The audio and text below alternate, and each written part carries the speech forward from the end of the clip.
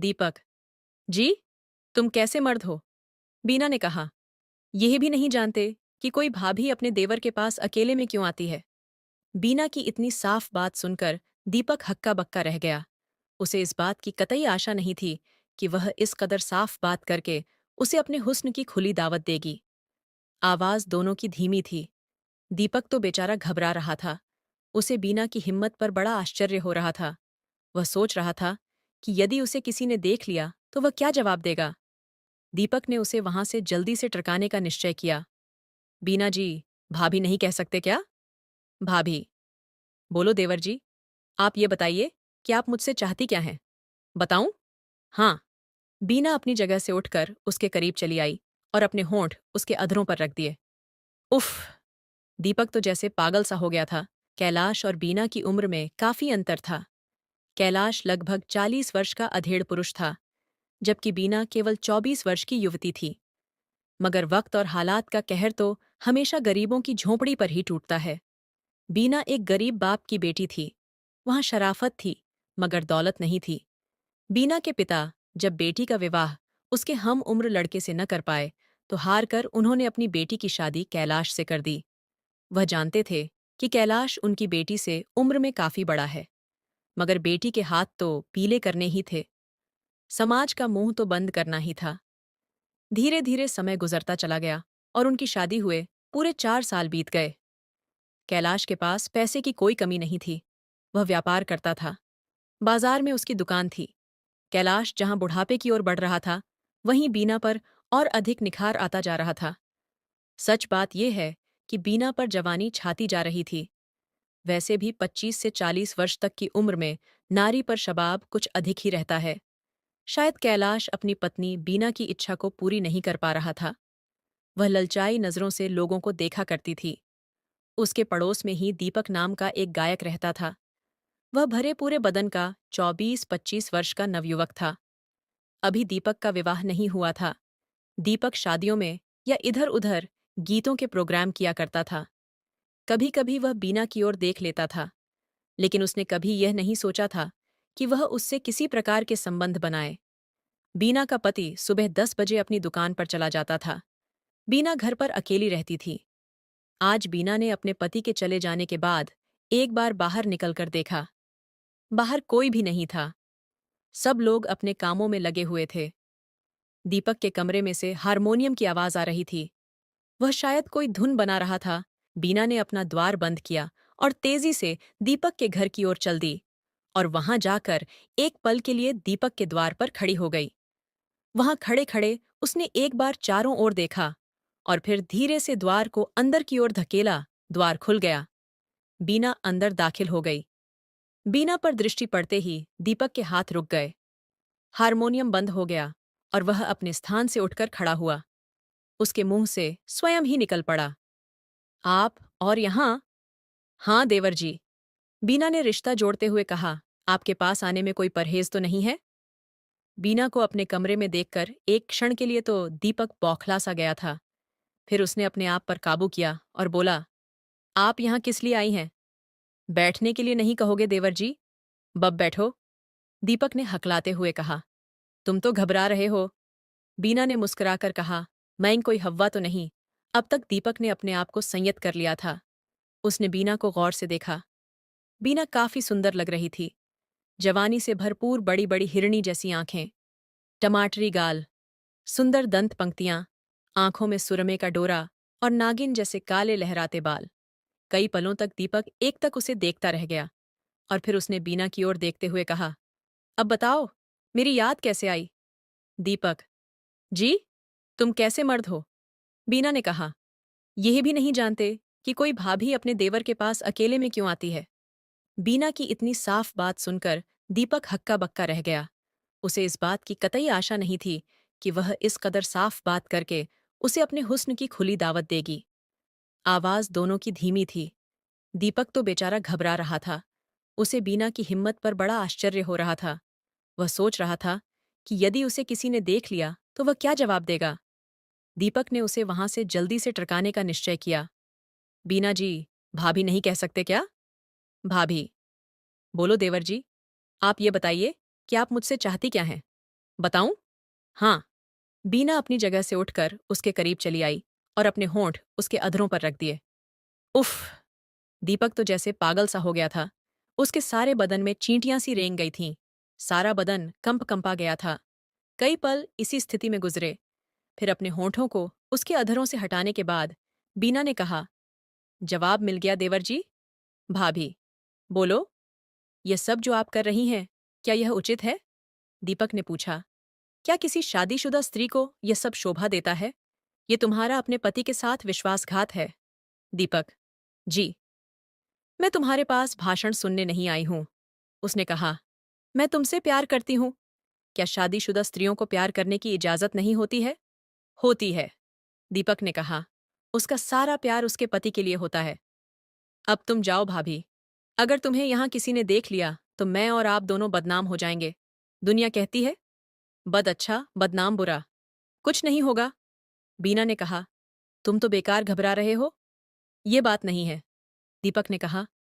आदमी को अपनी इज्जत का ख्याल रखना चाहिए।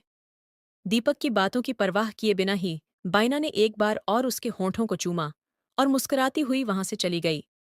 दीपक ठगा सा चुपचाप देखता रह गया। बीना जा चुकी थी। दीपक बुरी तरह से डर गया था। वह सोच रहा था कि यदि किसी ने उन दोनों को बात करते हुए देख लिया तो वे बदनाम हो जाएंगे। अब इस स्थिति में वह क्या करे? ऐसी स्थिति से निकलने का क्या उपाय है? वह हारमोनियम बजाना भूल गया था। और बीना? वह बेहद खुश थी। उसे विश्वास था कि उसने जो हरकत कर दी है वह रंग अवश्य लाएगी। 2 दिन बीत गए, कोई बात नहीं हुई। तीसरे दिन दोपहर में जब सब लोग अपने अपने दरवाजे बंद करके सो गए थे, बीना दीपक के यहां जा पहुंची। दीपक का द्वार बंद नहीं था। कूलर चल रहा था और वह आंखें बंद किए कोई गीत गुनगुना रहा था। बीना ने धीरे से द्वार खोला था। वह चुपचाप आकर दीपक के बिस्तर पर जा बैठी। दीपक हड़बड़ाकर उठ बैठा। उसने बीना को अपने पास देखा तो घबरा गया और बोला, भाभी, तुम यहां? तुम्हें यहां आते हुए किसी ने देखा तो नहीं? तुम जाओ यहां से। बीना ने उठकर अंदर से कुंडी बंद कर दी। दीपक बुरी तरह से घबरा गया और कहने लगा, ये क्या कर रही हो? अभी तो सिर्फ दरवाजा बंद किया है। भाभी, बोलो देवर जी। अगर आप नहीं मानेंगी तो मैं आपके पति से आपकी शिकायत करूंगा। बेवकूफ हो तुम। क्यों? इसलिए कि मैं स्वयं तुम्हारे पास आई हूं। बीना ने कहा, तुम क्यों घबरा रहे हो जब मैं नहीं घबरा रही हूं? एक बात और याद रखो, अगर मेरी बात नहीं मानोगे तो मैं अभी शोर मचाती हूं। मैं लोगों को इकट्ठा करती हूं। मैं कह दूंगी, मुझे जबरदस्ती खींचकर द्वार बंद कर लिया है और मेरी इज्जत लूट लेना चाहता है। दीपक को एकदम पसीना आ गया। उसने यह तो सपने में भी नहीं सोचा था कि वह इस तरह की हरकत भी कर सकती है। उसने बीना की ओर दयनीय दृष्टि से देखते हुए कहा, तुम चाहती क्या हो भाभी? तुम्हारा प्यार? उसने साफ साफ कहा। वह दीपक के पास बिस्तर पर बैठ गई थी। दीपक ने भी सोच लिया कि जब बीना स्वयं उसे प्रोत्साहित कर रही है तो जो होगा देखा जाएगा। भगवान जानता है कि वह बेकसूर है। वह स्वयं तो कोई पाप नहीं कर रहा। यह सोचकर उसने बीना को अपने करीब खींच लिया। बीना के मन की मुराद पूरी होने लगी। 1 घंटे के बाद वह वहां से निकलकर चली गई। रास्ता सुनसान पड़ा था। उसे किसी ने नहीं देखा था। धीरे धीरे दीपक को बीना के प्यार में वासना का चस्का लग गया था। उसके बाद कभी वह बीना के घर पर आ जाता और कभी बीना उसके कमरे में आ जाती। एक दिन किसी ने बीना के पति से कहा, कैलाश, तुम्हें कुछ खबर है? तुम्हारी बीवी क्या गुल खिला रही है? क्या? वह तुम्हारी अमानत में खयानत कर रही है? कैलाश को बहुत गुस्सा आया। उसकी समझ में नहीं आया कि क्या करे। एक बार तो जी में आया था कि उसकी अच्छी तरह से धुनाई करे। फिर उसने सोचा कि जो कुछ उसने सुना है वह सच न हुआ तो दाल में कुछ काला अवश्य है। उसने स्वयं पता लगाने का निश्चय किया। उसे बताया गया था कि वह अक्सर दोपहर में दीपक के कमरे पर जाती है। कैलाश रोज दोपहर को आकर वहीं एक जगह छिप जाता था और दोपहर ढलने के बाद ही वापस दुकान पर जाता था। उसने बोना से कुछ नहीं कहा था। हर रोज की तरह कैलाश आज भी दोपहर में घर के बाहर आकर एक जगह छिप गया। करीब 1 घंटे के बाद उसने बीना को निकलकर जाते हुए देखा। वह सब कुछ देख रहा था। बीना ने एक बार चारों ओर देखा और फिर दीपक का द्वार खोलकर अंदर घुस गई। 10 मिनट बाद कैलाश उसके द्वार पर आया। क्रोधावेश में उसका चेहरा लाल हो रहा था। उसका जी चाह रहा था कि अपनी पत्नी और दीपक को गोली मार दे, लेकिन कैलाश ने अपने आप पर नियंत्रण रखा। वह जल्दबाजी में कुछ नहीं करना चाहता था। उसने कैलाश के द्वार पर जाकर द्वार खटखटाया। कौन है? अंदर से दीपक की घबराई हुई आवाज सुनाई दी। दरवाजा खोलो। बीना समझ गई थी कि यह उसके पति की आवाज थी। उसने बहुत जल्दी अपने कपड़े ठीक किए। दीपक ने भी अपने कपड़े ठीक किए। बीना पलंग के नीचे दुबक गई। बाहर खड़ा कैलाश द्वार की दराज से सब कुछ देख रहा था। दीपक ने द्वार खोल दिया और बाहर खड़े कैलाश को देखकर उसका चेहरा पीला पड़ गया। बीना, बाहर आ जाओ। कैलाश की आवाज क्रोध से कांप रही थी। बीना को बाहर आना पड़ा। उसका पूरा शरीर सूखे पत्ते की तरह कांप रहा था। चेहरा पीला पड़ गया था। उसने गर्दन झुका रखी थी। चलो, कैलाश ने इतना ही कहा। बीना चुपचाप गर्दन झुकाकर चल दी। वह रंगे हाथों पकड़ी गई थी और उसकी हालत रंगे हाथों पकड़े जाने वाले चोरों जैसी थी। भगवान का लाख शुक्र था कि किसी ने उसे देखा नहीं था। कैलाश बीना को लेकर घर आ गया। उसने बिना कुछ कहे सुने ही उस पर इंडा बजाना शुरू कर दिया। कैलाश ने बीना को जी भरकर पीटा। उसके शरीर में जगह जगह निशान पड़ गए थे। वह रोती रही, मगर कैलाश ने उसके रोने की कोई परवाह नहीं की। खूब तबीयत से पीट लेने के बाद कैलाश ने कहा, याद रखना, यदि आज के बाद मैंने तुम्हें उसके साथ देखा या किसी से सुना, तो मैं तुम्हें बिना सोचे समझे गोली मार दूंगा। बीना चुपचाप एक ओर बैठ गई। उसने भी मन ही मन दृढ़ निश्चय कर लिया था कि अब चाहे जो कुछ भी हो जाए, दीपक का साथ नहीं छोड़ेगी। मगर दीपक ने पक्का निश्चय कर लिया था कि वह बीना से बिल्कुल बात नहीं करेगा। यदि वह आई भी, तो उसे दुत्कार कर भगा देगा। लगभग एक सप्ताह बाद बीना दीपक के कमरे में जा पहुंची और आते ही उसके गले में बाहें डाल दीं। बीना? जी, आप यहां से जाइए, दीपक ने कहा। मैं नहीं चाहता कि मेरी और आपकी बदनामी हो। दीपक, हाँ बीना, तुम क्यों चिंता करते हो? बीना ने उसके गाल पर चुंबन अंकित करते हुए कहा। मैंने निश्चय कर लिया है कि मैं अब उसके साथ नहीं रहूंगी। मैं तुम्हारे साथ ही रहूंगी। अगर तुम्हें यहां मेरे साथ रहने में परेशानी है, तो यहां से भाग चलो। ये तुम क्या कह रही हो? वही जो सच है, बीना ने कहा। मैं तुम्हारे साथ रहूंगी, तुम्हारी बनकर रहूंगी। नहीं बीना, दीपक ने कहा, ये ठीक नहीं है। मैं ऐसा नहीं कर सकता। ना ही मैं तुम्हारे साथ जा सकता हूं। समाज क्या कहेगा? लोग मेरे विषय में क्या सोचेंगे? यही ना कि मैं एक गैर मर्द की औरत को लेकर भाग गया। दीपक, हाँ बीना, मैं सच कह रहा हूं। क्या मेरे प्यार में कोई कमी है? बीना ने पूछा। क्या मैंने तुम्हें दिल से प्यार नहीं किया है? मैं कब इनकार करता हूं? फिर ये बेरुखी क्यों? बीना ने कहा, हसीन हूं, जवान हूं, तुम्हारी उम्र है। जब मैं नहीं घबरा रही हूं, तो तुम क्यों घबराते हो? तुम्हारे साथ कंधे से कंधा मिलाकर काम करूंगी। हम दोनों मिलकर अपनी दुनिया बसाएंगे। दीपक अजीब पशोपेश की स्थिति में था।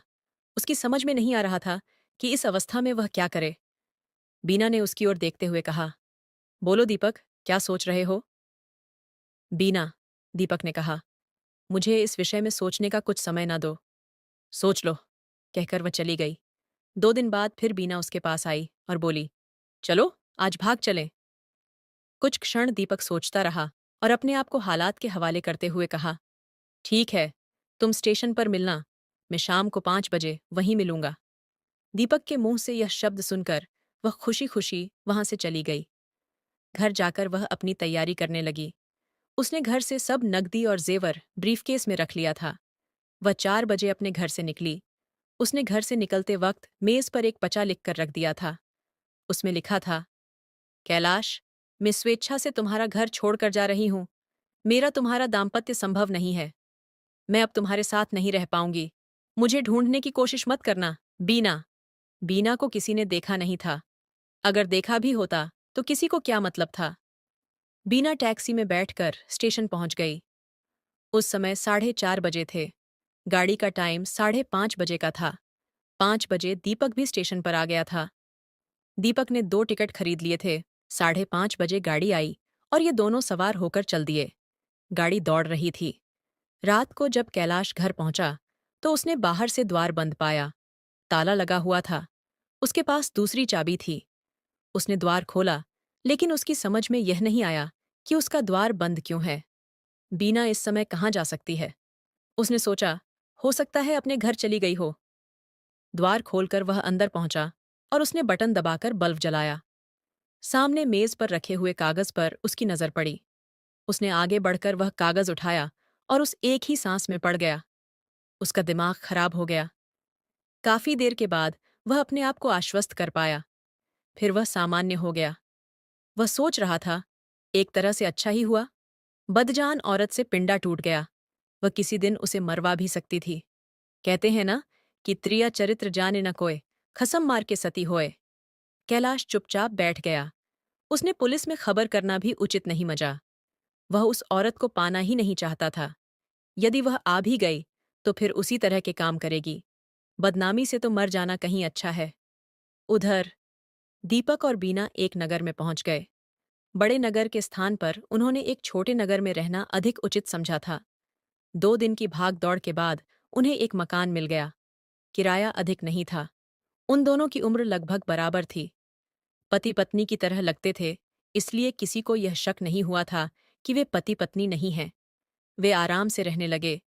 1 सप्ताह तक दीपक ने समाचार पत्र प्रतिदिन देखे। वह यह जानना चाहता था कि बीना के पति ने कोई रिपोर्ट आदि कराई है या नहीं। पेपर में अभी तक इस प्रकार की कोई खबर प्रकाशित नहीं हुई थी। फिर वे दोनों अपने काम में लग गए। बीना अपने साथ काफी नकदीव जेवर भी लाई थी, इसलिए फिलहाल उन्हें किसी तरह की कोई परेशानी नहीं थी। दीपक होटलों के चक्कर लगा रहा था ताकि उसे गाने का काम मिल जाए। बीना इस तरह की स्त्री थी कि जो किसी एक की बनकर नहीं रह सकती थी। वहां आकर उसने गली के एक पहलवान टाइप युवक को अपनी ओर आकर्षित कर लिया। दीपक तो काम की तलाश में निकल जाता था। उसे इस बात की सपने में भी आशा नहीं थी कि बीना उसके साथ भी विश्वासघात कर सकती है। जो नारी अपने पति को छोड़कर उसके साथ आई थी, वह भला उसके विषय में यह कैसे सोच सकता था कि वह उसे धोखा दे सकती है। लेकिन अगर इस बात को इस तरह से लिया जाए कि जो औरत अपने पति की न हुई, वह प्रेमी की क्या होगी, और उसने 2 महीने में ही उसे धोखा दे दिया। वह उस पहलवान टाइप युवक अमर की बाहों में आ गई। अमर ने प्रस्ताव रख दिया था कि यदि तुम चाहो तो मैं तुम्हारे साथ शादी करने को तैयार हूं।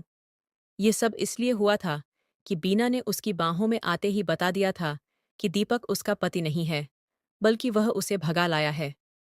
यहां भी बीना ने झूठ बोला था, क्योंकि हकीकत यह थी कि उसी ने दीपक को भाग चलने के लिए प्रेरित किया था। दीपक ने उसे नहीं भगाया था, बल्कि वह दीपक को भगा लाई थी। इसीलिए अमर ने शादी का प्रस्ताव रख दिया था और स्वेच्छा से बीना ने स्वीकार कर लिया था। शाम को जब दीपक दिन भर की भागदौड़ के बाद वापस घर आया, तो उसने बीना के पास अमर को बैठा हुआ पाया। उसे देखकर दीपक ने कहा, बीना, ये यहाँ क्यों बैठा है? दीपक, बीना ने कहा, मैं अमर के साथ शादी कर रही हूँ। ओह, हाँ दीपक। बीना, दीपक ने कहा, मैं पागल था जो तुम्हारी बातों में आ गया और अपना बना बनाया काम छोड़कर यहाँ आ गया। मैंने यह नहीं सोचा कि जो औरत अपने पति की नहीं हुई, वह मेरी क्या होगी। तुम जैसी औरतों को या तो गोली मार देनी चाहिए या किसी वेश्या के कोठे पर ले जाकर बैठा देना चाहिए। दीपक, अमर ने कहा, अब तुम जाओ और अपना काम करो। अमर, दीपक, अब मैं तुम्हें अपने सामने एक पल भी सहन नहीं कर सकता। मैं तो जा रहा हूं। दीपक ने कहा, मगर एक बात याद रखना कि यह वासना की पुतली तुम्हारी भी बनकर नहीं रह सकेगी। उस दिन जब ये तुम्हें धोखा देकर किसी और की बाहों में चली जाएगी, तब तुम्हें भी मेरी तरह से अपनी भूल का एहसास होगा। वासना की पुतली को कोई मर्द खुश नहीं कर सकता। अच्छा बीना, मुझसे जो गलती हुई हो उसे माफ करना। अमर, तुमसे मुझे कोई शिकायत नहीं है।